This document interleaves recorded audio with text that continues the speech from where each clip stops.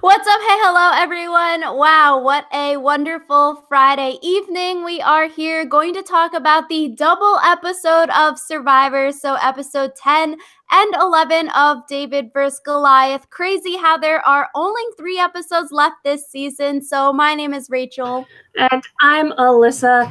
And as you guys might know, this time of year is really stressful for students like Rachel and I because we have finals approaching. And I found out today that my last final is not on Wednesday the way it normally is. So I'm very excited because I'm going to be able to watch the Survivor finale live, which is so exciting because I don't always get to watch Survivor episodes live because I'm doing school things. Yeah, busy. I don't know. Honestly, like this time of the year sucks, but then it's really good once we can leave school and go home and be done. But then that also means that Survivor is over. So a double-edged sword that we have here.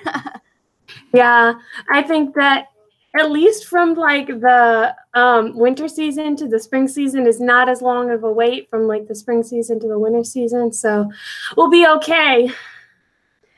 Yeah, so this was the 2-hour-long episode of Survivor. Alyssa and I were just talking about it, but like, I don't know, for me, this episode was really long and it sort of seemed to drag out. And for everyone, even me, I'm like, wow, I wish like Survivor could just upload all of them. I would love to just watch them all back to back to back. But with these 2 episodes, maybe 90 minutes in, I was like, I'm sort of bored. I need to get back to like my homework. I don't have 2 hours. And then I was like, why is this so slow?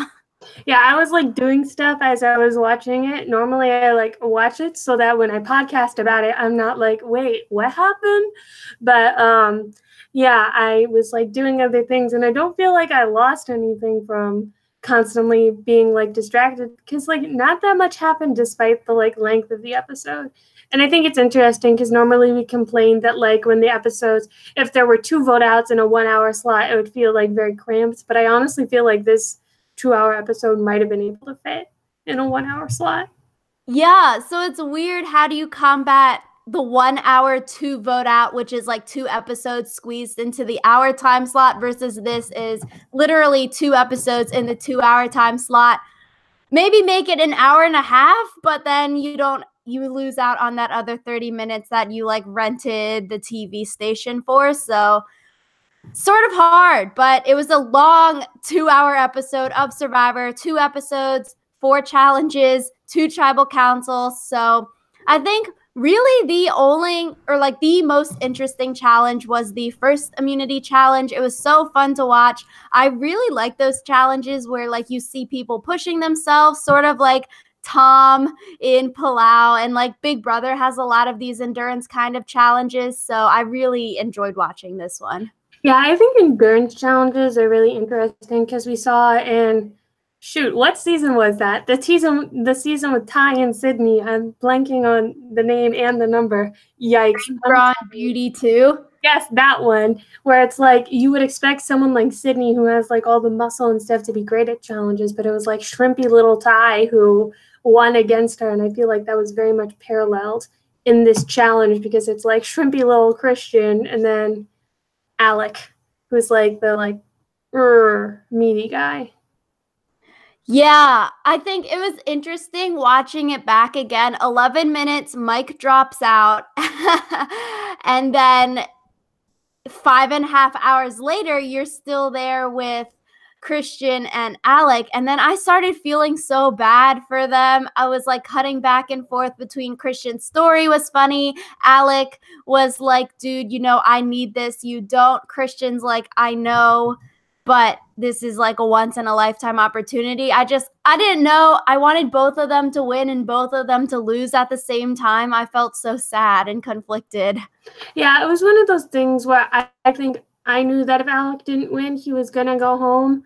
So I bet also all of the people who dropped out must have felt so bad because it's like Mike only lasted like 3% of the entire challenge. And he could have spent that time eating nachos, but he couldn't because he did not opt to like sit out and eat nachos. And I was like, oh, they must have all felt so bad because I feel like the only people who like wouldn't regret this decision not to eat nachos would be like Christian and Alec, because they were there the whole time. Yeah, I think it was interesting, the choice of choosing nachos. Nick, Angelina, and Carl chose the nachos, and it makes sense because none of them went on the reward the day before. I think if you're someone who has like been going on rewards and then you want to sit out and eat more food, it would sort of be like, why make that decision? But like these three didn't go on the reward that we saw that would happen the few days before. Angelina and Carl have never been on a food reward. So like, you know, their choices make sense. And it is always, I like these choices because it's like the risk versus reward, like the chance of winning the challenge. It depends on who you are. If you think this is a challenge, you're going to win, how long you think the challenges go, the fear that you have of being voted out that night upcoming, you know, hunger, all of those factors. And I think it's really interesting. It's a really fun decision to like watch people make. And I'm happy that Carl didn't get voted out the first episode when he sat out and ate nachos, because that would be such a bad thing to have hanging over your head for the rest of your life. And then you'd be like Jeff Varner and invited back 3 times. Yeah, I feel like also the people who went on the food reward before, they all seem to get sick. So if I was them, I would have seen another food reward and been like, I'm not touching that. I think it's interesting though, because we don't really see people get sick a lot from food rewards in Survivor. And to me, I feel like it's so easy to overeat on those types of things. Yeah, especially like you're not eating at all and then you force all of that into your body in like a short amount of time, like we saw with Joe in yeah, yikes. Then you get yourself medevaced. Yeah, so life lesson, if you're going to eat on rewards, eat a normal amount instead of being a pig. But yeah, I agree with what you said about how like the risk reward thing is definitely like a thing that you need to do, especially because I think that kind of came up in the second challenge too with Angelina, and we'll talk more about that in the future. But I thought it was really interesting how like the idea of giving up immunity to gain something else is like very prevalent in Survivor. Which it like makes sense, you know? There's 10 people left at the start of the first immunity challenge. You have a 1 in 10, but like it's not equal odds for every person. So if you're someone who can't stand on the like cross looking thing like Mike, then you know you have a very slim chance of actually winning. So maybe it would have been better to cut your losses, eat the nachos, but then it's like, how can you live with yourself if that's the episode you get voted out on? But like, you never know. And maybe someone who thinks they're in a good spot actually does get voted out or idled out in one of those kinds of ways. So I think just always playing so you know that you couldn't have done anything more. But like, if you're not going to win and you don't think you're going home and you're starving, then maybe it's the right choice. Similar to like the choice in second chance where they had to like either sit out of the immunity challenge to get tarp and stuff like that. And then it's really interesting. I think it's really interesting too, because it's like you always worry about getting voted out that one time that you eat the nachos, but it's like 3 or 4 people sit out to eat the nachos. Even if you pick only from that pool of people to vote out, you still have a like chance of, where was I going with this thought? Oof. Oh, even if you pick only from like that group of people, there's still like a pretty slim chance that you're going to get voted out. So it's like, eat the damn nachos if you want the damn nachos. Yeah, I don't know, a lot of like game theory probably behind it. I think it's so interesting. But Alec, after 5.5 hours, drops out of it. I felt bad. And then he's out standing over the water looking sad. Christian, happy for him that he won. He looked very excited, very happy, making his like family and stuff proud, everything like that. But it's just like, pulls on the heartstrings. I'm like, this is so sad. You know, someone's dreams are potentially being crushed in Alec, knowing that he has a high chance of getting voted out at Tribal if he doesn't win the challenge, similar to like Kelly Wentworth Final Four. you know, you're sort of pushed against the wall, and when you let yourself down like that, it must be hard to, you know, get over it.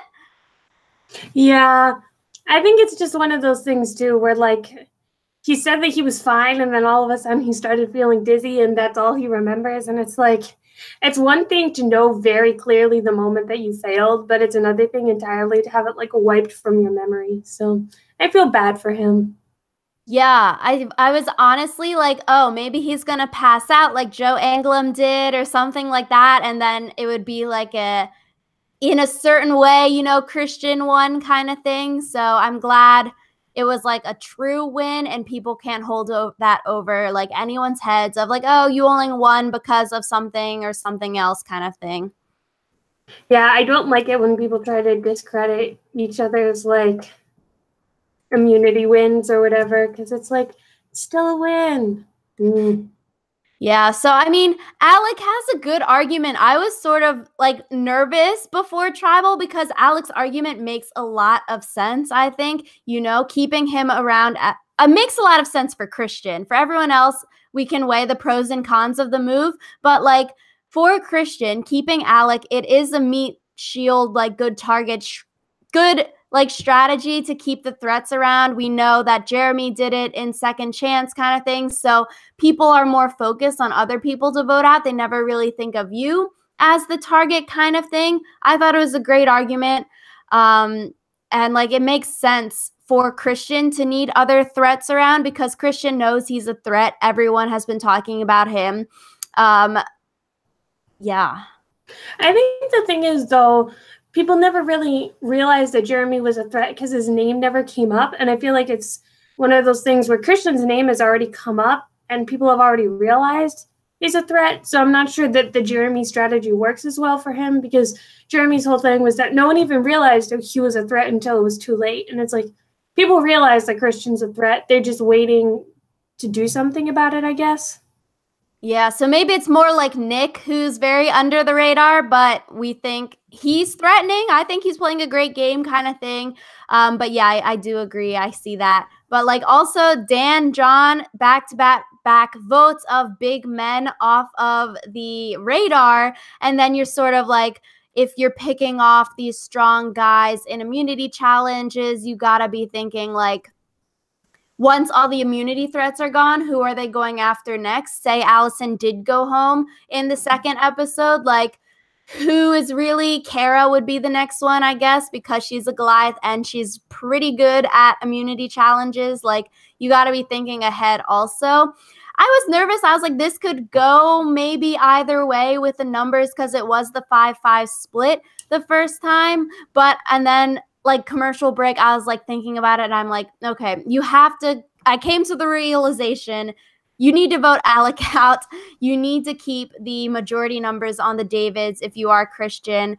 Why vote Carl out? If you're Christian or Gaby, why would you flip at 10? I think voting Carl out the second episode too was still not the best thing because like Alec is a huge immunity threat. Carl is better to keep around. Especially in the first vote, you need to vote Alec out.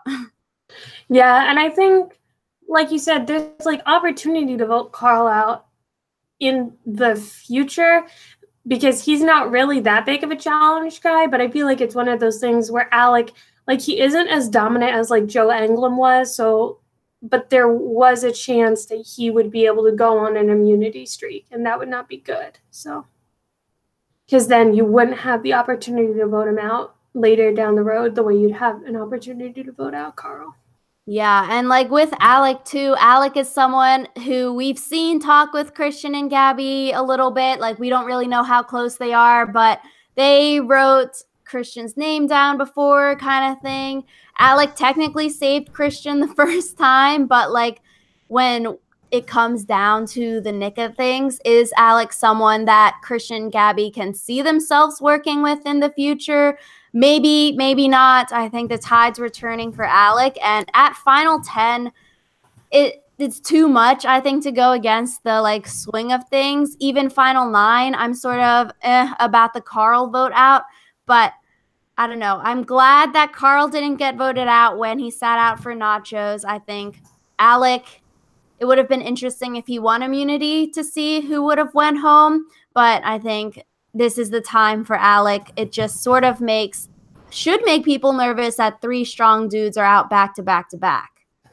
I think it's interesting though, just because like the we're eliminating challenge threats thing only works for so long, because it's like when you get to the final tribal council, I feel like I won a lot of immunity challenges, like, is something you can say, but it shouldn't be the only thing that you have to say.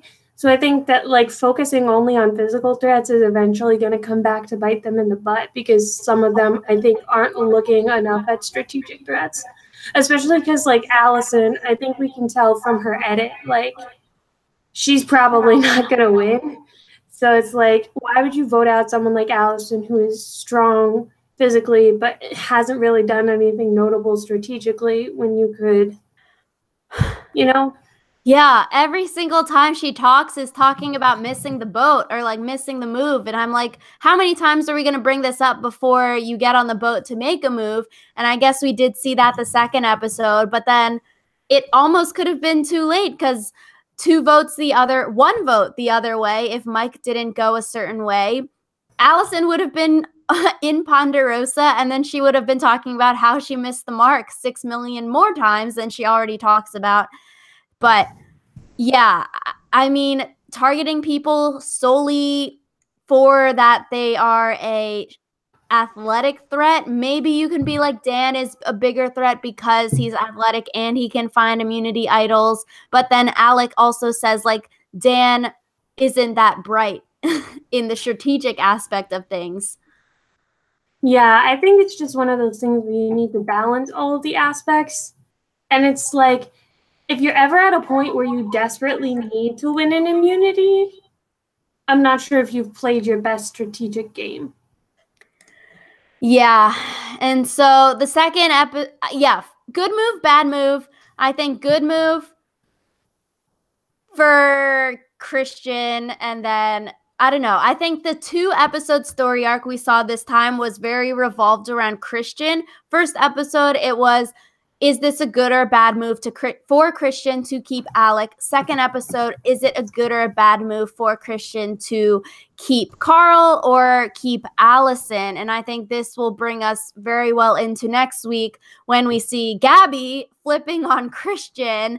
And I'm like, it's very interesting. And this also 2-episode story arc was about Carl. We see Carl in the first episode. His name was brought up. Carl in the second episode, his name was brought up as well. And people were like, oh, he's such a big threat. He's a godfather. And I'm like, if he's such a big threat, like why is the last 2-3 episodes maybe with the idol nullifier coming up been the only time we really saw him be strategic?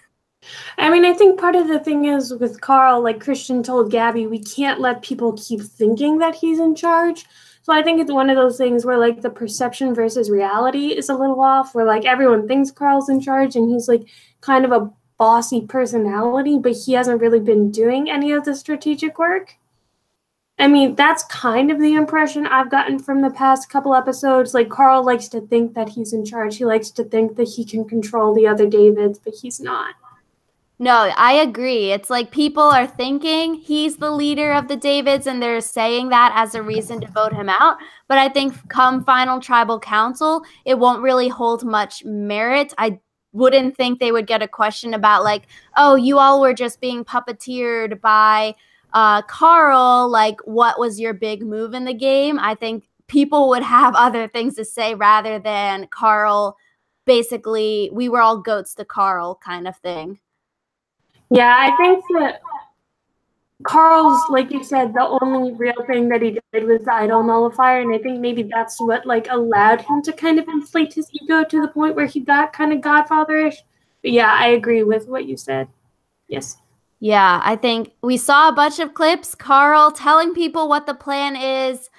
Maybe he's been doing that, maybe not. Maybe they just edited like the 3 times he said it together to make it look like that's the way things are going in camp. And he's like godfathering people, like mistake, but maybe he's not actually doing it. We don't know. But like, if you're telling people the plan, that's not the best way to do it. You always want to be like, what do you all want to do?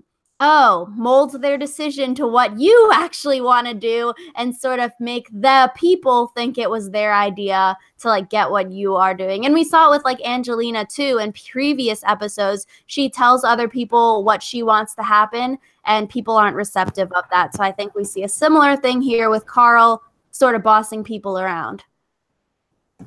Yeah, I think it's definitely one of those things where you want to say like, well, what would you think about doing this? And then let people like weigh in and stuff like that. Especially because I think one of the things that I think has been mentioned more than once with Carl is that he's very loose-lipped when he's drunk.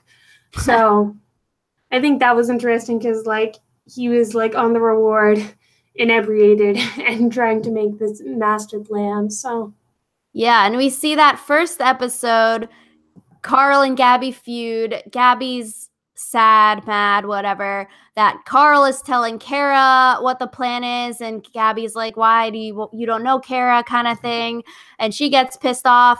Second episode, we see that it's verbally said that Angelina has replaced Gaby and the David alliance, which I thought was really interesting because I can't tell if Angelina is like actually part of the David alliance or like they're just using her as a number because they think Angelina is easier to work with than Gaby.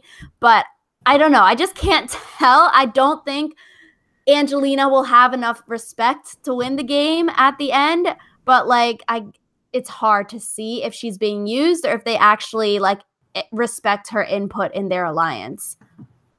I think that it's definitely going to be who Angelina sits with that is going to determine whether or not she has any chance of like winning the game, because I think that she could have some points to make about like what she's done in the game, because I think after being a target for so long, it's kind of impressive that she's still around. But I think I agree with you about where she stands right now. She probably won't be in the best position. Yeah, especially I think if Angelina goes to the end with David's, that would be very difficult too, because the jury will be a lot of Goliaths. And like to say that you're the last Goliath standing and like the people on the jury sort of maybe dislike you personally kind of thing. It's if the jury can separate personal feelings and game feelings to see if like that warrants the sole survivor $1 million check versus the Davids who have the story of like we've kept fighting from the bottom. I think Angelina can say like I was a David because I was on the bottom, but I fought and like against all odds, I'm at the finale too. Yeah, I think that right now the way Angelina would win would be going against like Kara and Mike. I don't even know. Yeah, Mike. I think she can win with those two.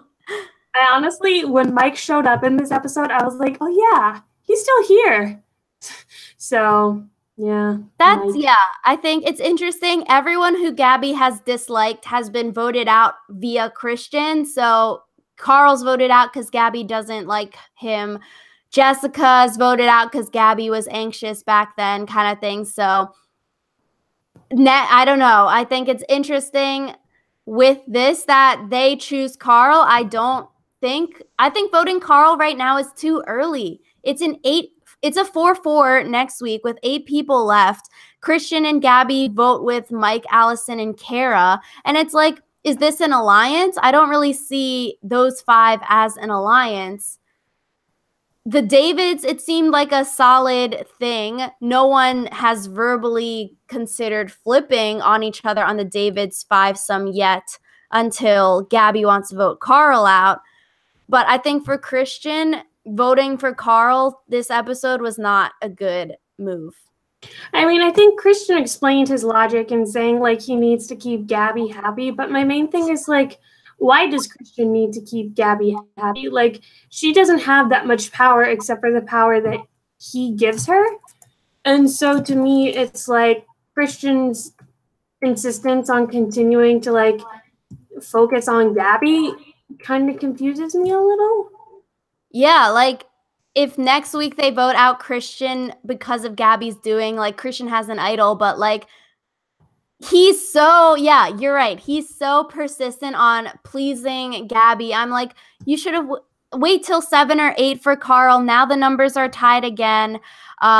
Good move for Gaby. You know, she would lose her friend alliance member in Allison if she was voted out, and she doesn't really like Carl. Doesn't really matter that he goes. But for Christian, he betrays the trust in the remaining Davids. Like, we see Nick in the preview saying that Christian's dead to him. Like, no more Mason Dixon then.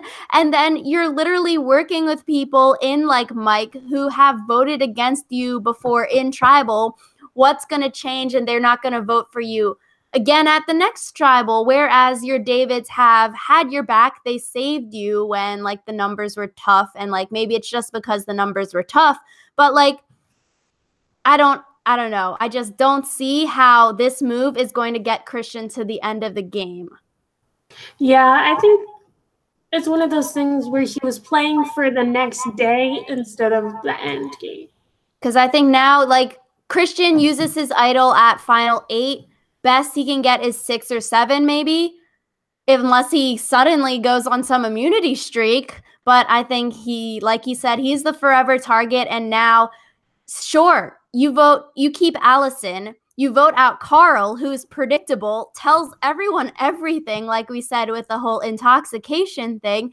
And it's like he doesn't have that much of an issue with you. You can guess what he's going to do. He's rational. Versus Allison, you keep a semi-alliance member with Allison, Christian, Gaby. You have an alliance maybe, but that's 3 out of 8 people. That's no way in means of a majority vote in any way possible. Yeah, I think the thing that like might rally, I feel like Christian could rally the Goliath better than Gaby could, but I don't know. Yeah, I think better move maybe if they wanted to keep Allison for their personal plans, keep her as an alliance member, and also keep Carl, who has been loyal throughout the season so far. Why not try to ask the Davids to switch the vote to someone like Kara and be like, oh, we think Allison has some kind of advantage, and like bluff and be like, let's vote Kara. She's also strong at challenges. Like, why not switch the vote on to someone else rather than traitoring your David alliance, making Davy pissed off at you, making Nick pissed off at you, and then keeping your threesome out of 8.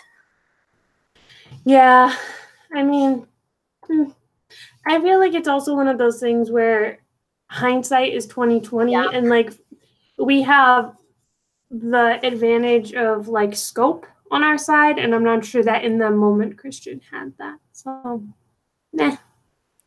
Yeah, I guess we'll see what happens. I think it will be interesting with Gaby wanting to flip on Christian now. I think Mike's stock, I'm glad Mike did not flip and vote Allison out, because then Mike is just like a mega flipper, back and forth, wishy-washy, annoying. So I'm at least glad Mike stayed and voted Carl out. Best thing Mike could have done was stay and not flip. Yeah, I think that Mike is one of those people where it's like you can be in the middle, but you need to be somewhat decisive. And if you keep flipping back and forth and back and forth, all you're going to do is piss off everyone on the jury. So, yeah. So I think it's also interesting, like we mentioned, Angelina and the rice was another factor of the episode.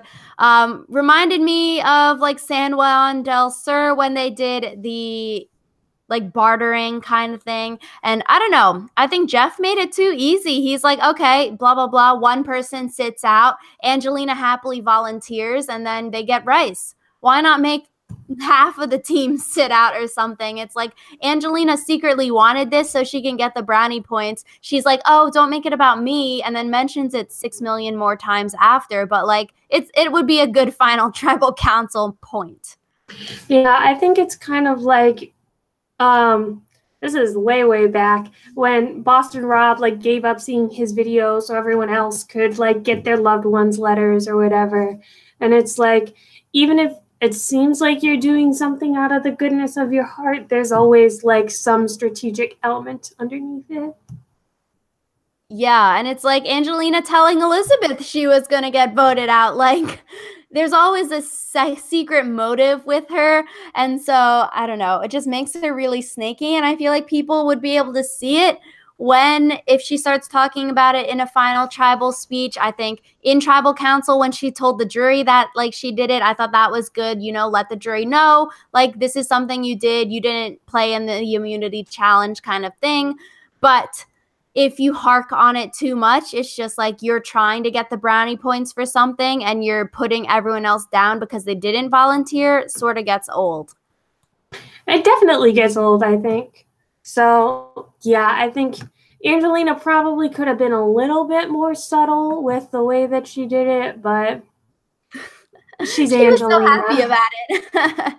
Yeah, I think it was funny too how they had the whole thing about how she like took advanced negotiations at Yale and how negotiation is her thing. I was like, oh, Angelina. Yeah, that, I don't know, sort of seems like the edit is like making fun of her, but it was amusing. It was a fun scene to watch. But yeah, I think next week it shall be spicy because Gaby wants to vote Christian out. And they all know he has an idol. So that you can't vote him out, but contingency plan, maybe we'll see someone else go home, which we will see someone else go home. Yeah, I think it's interesting too because like I feel like I never really expected Gaby to turn on Christian because he's the only reason that she's continually gotten her way. And so it's like, and taking him out, she's essentially like taking out her way of like getting votes to go the way she wants them to. And like it's a good thing for everyone. I think for Christian to be gone, I think that he could very easily win the game.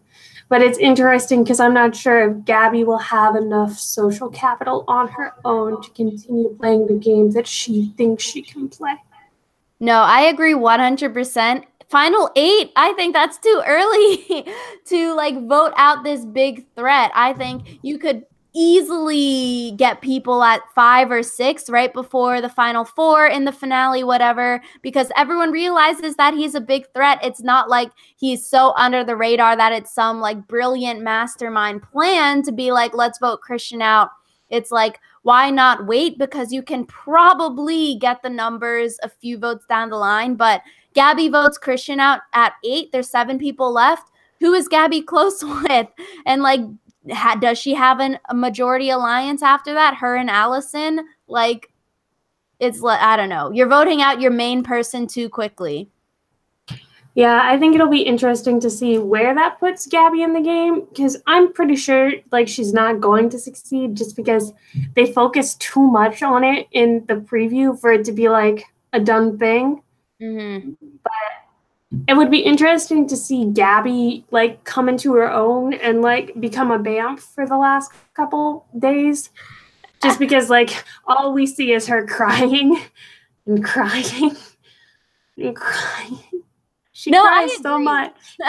It'd be interesting to see if like how she can act without Christian, but like I think the way the episode will go, I would be interested in seeing how Christian reacts to people telling him that Gaby is the one like trying to get him voted out, because I don't think he would expect that, and see like if he becomes very hurt by it, because it seems like he's the type of guy who would be very hurt by someone he's been loyal to, he's protected throughout the season, to turn on him at final freaking 8. Yeah. And I think it'd be interesting if Gaby ended up like being the reason directly that she was voted out, just because.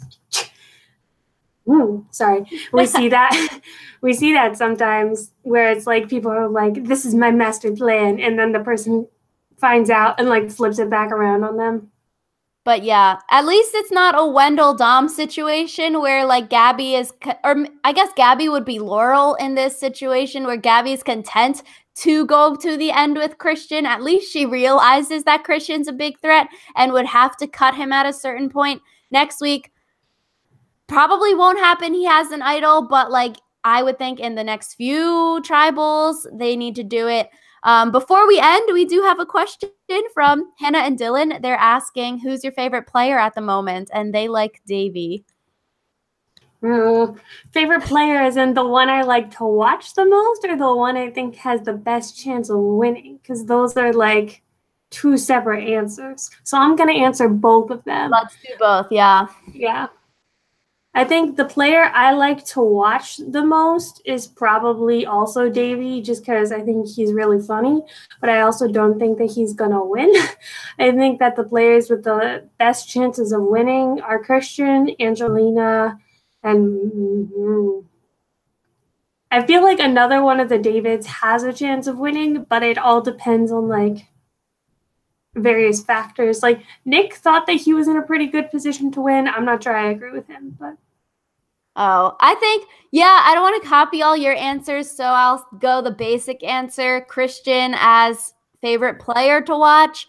I think he has an uphill battle to win the game after tonight's episode, and maybe in the future if Nick is actually like super pissed off at him kind of thing. Player to win, I would say Nick. I think he's in a good spot, very under the radar, and he does have things under his belt. He also found another immunity idol, or a immunity idol this episode. So he does have something in his arsenal, and he's not really a threat at the moment. So I think he could make it to finale night and go from there.